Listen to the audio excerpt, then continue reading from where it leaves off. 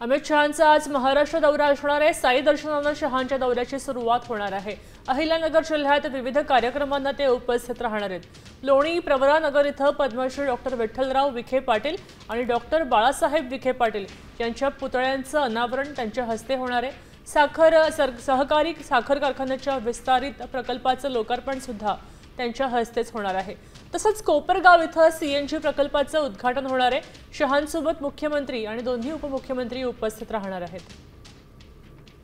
खरं तर काल रात्रीच अमित शहा हे शिर्डी नगरीत दाखल झालेले आहेत। त्यांच्या समवेत मुख्यमंत्री आणि दोन्ही उपमुख्यमंत्री अनेक मंत्री जे आहेत महाराष्ट्रातले ते त्यांच्या समवेत आहेत आणि सकाळी 11 वाजल्यानंतर अमित शहा जे आहेत ते साईबाबांच्या समाधी मंदिरात दर्शन घेतील आणि त्या ठिकाणाहून ते थेट लोणी या गावात जातील।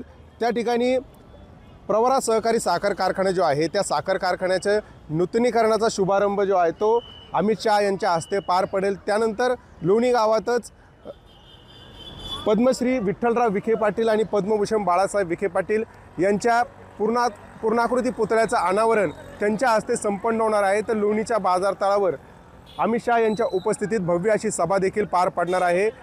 यानंतर तिथून ते थेट हेलिकॉप्टरने कोपरगाव या ठिकाणी जातील आणि कोपरगाव या ठिकाणी कोल्हे कारखान्याचा जे सीएनजी प्रकल्प आहे त्या सीएनजी प्रकल्पाचं उद्घाटन करतील आणि शेतकरी मेळाव्याला संपन्न करतील।